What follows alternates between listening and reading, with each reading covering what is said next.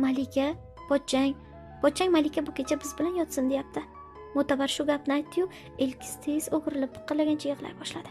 Mo'tabar atrofga aranglab, pochchang yo'qtirib qopti seni. Agar bu kecha qo'shib bermasam, nima qilar ekan qo'shib bermasangiz? Meni o'ldirarmish, so'yib tashlarmish. Hozir to'yib ichib olgan, orqasidan chekkan. Singiljon, chekib olgan o'lguday emas. Men bilmayman, singlingni olib kir deb meni haydab soldi. Opa, axir men qiz bo'laman-ku. Axir men bokiraman-ku. Assalomu alaykum, hurmatli tomoshabin. Navbatdagi qo'rqinchli va ehtirosli hikoyamiz e'tiboringiz markazida. Ushbu jumboqli hikoyamizni oxirigacha tinglang va bo'lib o'tgan voqealarga o'zingiz guvoh bo'ling. Eslatib o'tamiz, hikoyamizdagi qahramonlarning ism-shariflari o'zgartirilgan holda taqdim etilyapti. Video ostida bir dona like tugmachasini bosib qo'ying va videomizni oxirigacha tomosha qiling. Unday bo'lsa, biz bilan birga bo'ling. Dunyoni qizg'inma mendan azizim. Bu dunyoda mening ham o'z aytar so'zim va o'zim sig'inar azizlarim bor. Qalbingni bosmasin shubha va so'roq. Men boshqa manzilga tikkanman ko'zim.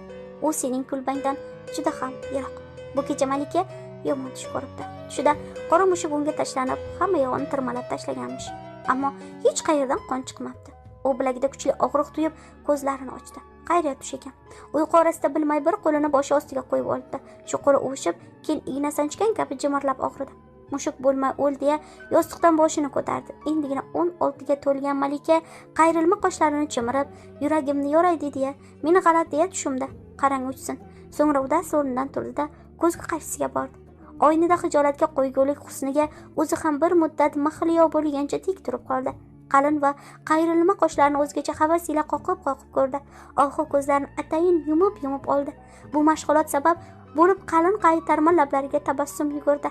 Kayfiyati chog'landi. Tushdagi mushuk voqeasi miyasini tark etgandek picha yengil tortdi. Qaniydi men ham Mo'tabar opamday chiroyli kelin bo'lsam, ko'nglidan o'tkazdi. Malika husnidan ko'z uzolmay entikkancha.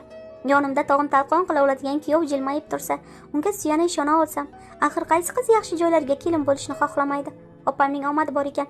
Pochcham rosa ham o'ziga munosib, jiddiy, baland bo'yli, kamgap, kamsuqul, mag'rur ekan. Mo'tabar opam azaldan bunaqa yigitlarga berilib maqtardi. Ularga havas qilardi.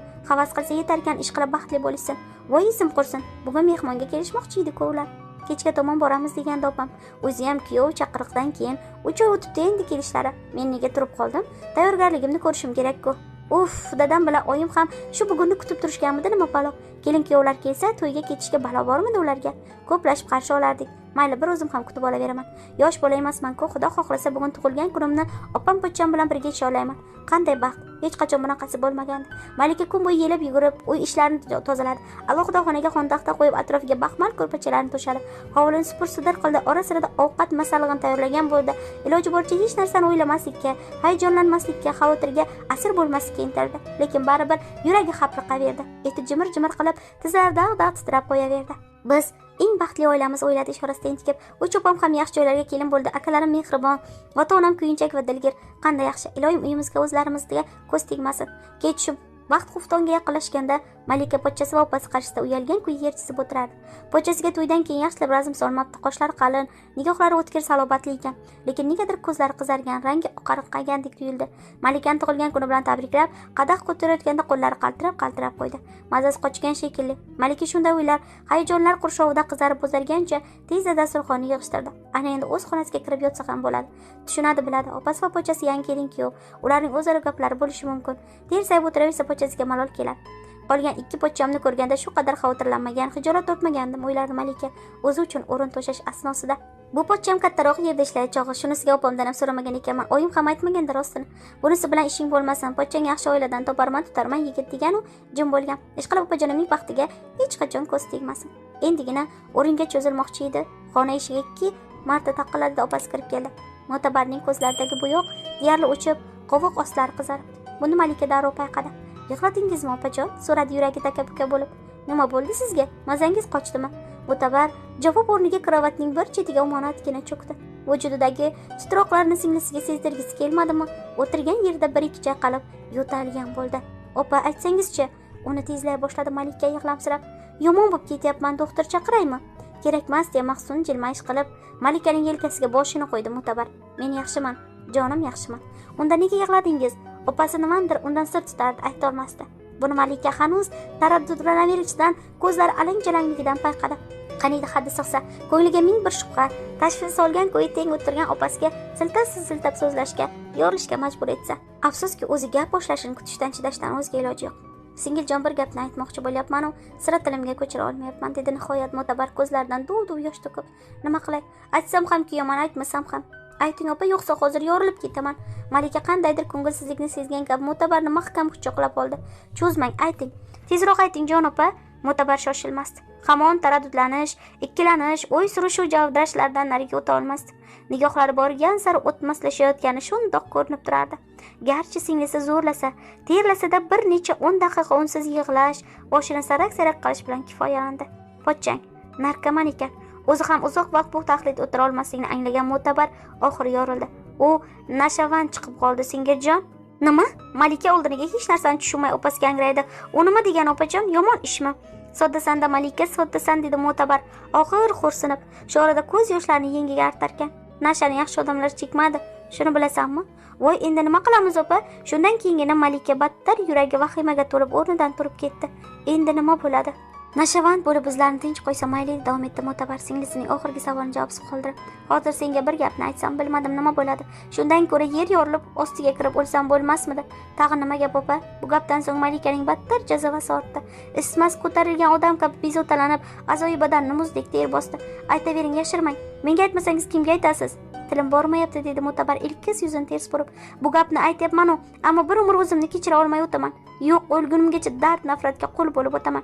Jinimisiz? Nega hayotdan o'limni bo'yningizga olyapsiz? Endi baxtingizni topdingiz-ku. Unaqangi sovuq nafas qilmang-da. Men qo'rqib ketyapman. Qo'rqma. Mo'tabar qaytadan singlisi tomon bosh burib, yelkasiga qo'lini qo'ydi. Mayli, aytaman. Faqatchi hovliqmasdan, vahima qilmasdan, baqir-chaqirga ruju qo'ymasdan eshitishga so'z ber jonim. Xo'p, so'z beraman, ayting. Yuragim qinidan chiqay deyapti. Pochchang Malika bu kecha biz bilan yotsin deyapti. Mo'tabar shu gapni aytdi-yu, ilkis ters o'girilib qiqlagancha yig'lay boshladi. Nima? deya opasiga yopishdi Malika. Nima dedingiz? Nega sizlar bilan? Tushuntiribroq gapiring opa. Nimani tushuntiray, nimani? Tizzasiga mushtlay alamli shivirladi Mo'tabar atrofga alanglab. Pochchang yoqtirib qolibdi seni. Agar bu kecha qo'shib bermasam, nima qilarkan qo'shib bermasangiz? Meni o'ldirarmish, so'yib tashlarmish. Hozir to'yib ichib olgan, orqasidan chekkan Singiljon, chekib olgan o'lguday mast. Men bilmayman, singlingni olib kir deb meni haydab soldi. Opa, axir men qiz bo'laman-ku. Meni yo'q, o'lmaslikda ajragan shunchaki. Shundaymi? Ajragana? Nima degani o'zi ham bilmagana? Biladi. U yaramas ming mast bo'lsa taqdirda ham hamma narsani bilib turadi. Boyagina Malikaning qalbini chulg'ab turgan havas, quvonch, mehr, faxr hissi opasining bir og'iz xunuk xabari tufayli qayoqqadir g'oyib bo'lgandi. Uning o'rnini muzdek egallab, barmoq uchlariga qadar qaqshata boshladi. Bokira va hali bu taxlit gap so'zlarning asl ma'nosiga yetib ulgurmagan qiz qo'rquvdan dag'dagʼ titrar, nima qilishini bilmasdi. Ayniqsa 3 oylik kuyov. O'zi pochchalarning orasida eng yaxshisi, mehriboni, halolidan gali deb bila boshlagan Mama Nazar hozirgi tasavvurida aksilli qiyofada namoyon bo'la boshlagandi.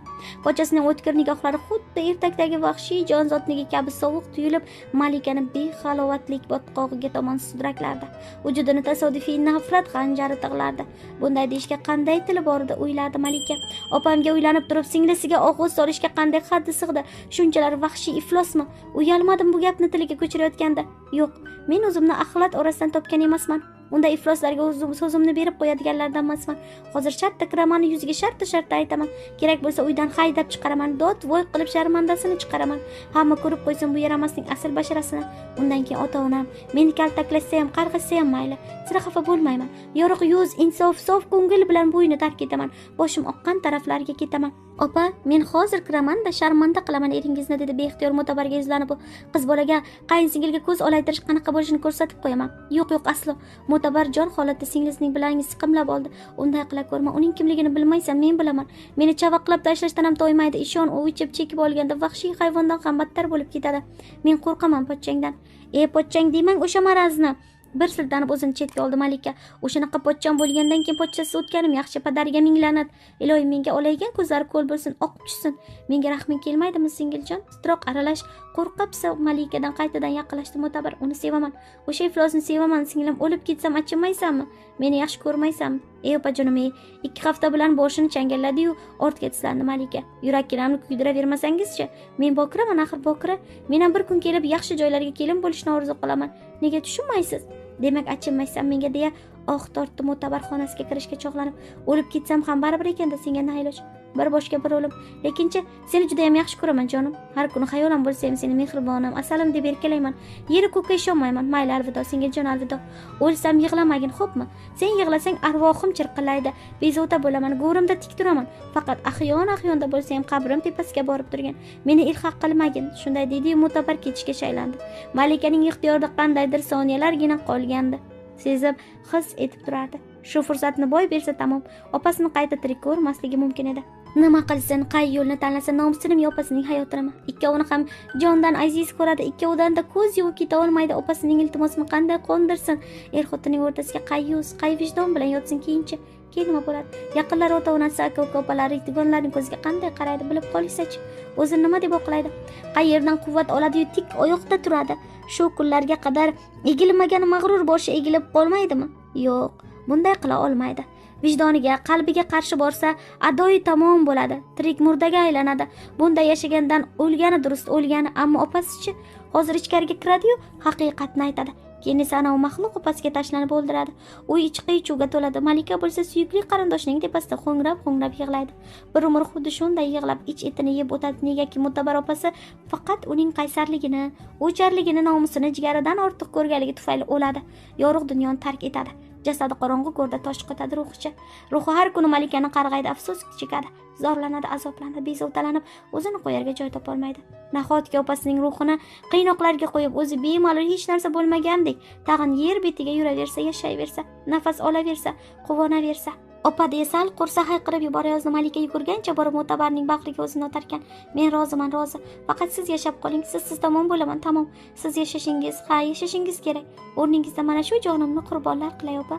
O'zimning mehribonim. Mo'tabar singlisiga jo'r bo'lib tovushsiz yig'lardi-yu, nuqul Malikaning yelkasini, quyuqdim qora sochlarini silardi. Ishon, bu ishingni men va sendan bo'lak hech kim bilmaydi. Sirlarimiz, qilmishlarimiz o'sha isqirtiklarga ko'milmoqchi bo'lgan xosiyatsiz xonada qoladi. Faqat o'zingni qo'lga ol. Mama Nazarning qarshisiga qaddingni tik tut, boshingni baland ko'tarib kir. Toki tan bersin, ertaga vijdon azoblanib qilgan marazliklariga pushaymonlar yesin. Sen qo'rqma, sira ham qo'rqma. Malika seskana o'zini idora etgan bo'lsa-da, ko'z yoshlarini shosha-pisha dasturmochasiga artib Mo'tabarga ergashdi. Malikaning armonlari, alamu nafrati dardlaridan-da dardliroq tuyg'ulari qo'zg'alon ko'targan, momataloq tanasi simillab og'rib, yosh joniga azor berayotgan, osmondagi oy nomus azobiga toqat qila olmay xiralashgan mahal yarim tun edi. Uning ko'z o'ngida hanuz mast alas xirillagan, alaq-jalaq so'zlarni aytib talmovsiragan kuy yotgan Mama Nazarning turqi, mushfiq opasining o'ksinib yig'lashi, silkina o'rtanishi gavdalanar. Dunyodan, kelajakdan, odamlardan, qadrdon qishlog'idan, barcha qarindosh urug'laridan, orzularidan umidini uzganda chiday olmay ketyapman xudoyim, telbalarcha zorlanardi Malika. Hovli chetidagi ariq suvga hissiz tikilgan kuyi, qo'lidagi 1 metr arqonga hissiz boqib, jonim tanamga sig'mayapti. Ifloslikka boqqan ko'zlarim, ifloslikning tafti tekkan tanam oqib tushay deyapti. Nima qilay? Kimlarga dod dey? Dodimni kim eshitadi? Kim menga hamdard bo'ladi? Hech kim. Endi kimga ham kerakman? Mendan 2 sinf baland o'qigan Hamid nuqul orqamdan yurgan edi. Partamning ostiga sevgi maktublarini yashirib ketardi. Yuz-mayuz kelib qolsak, o'zicha mehr ko'rsata boshlardi. Bilardim, sezardim, u meni sevardi. Hozir ham sevadi. Hamid aka, ahmoq ekanman. Sizday sofdil halol yigitga nos qilibman.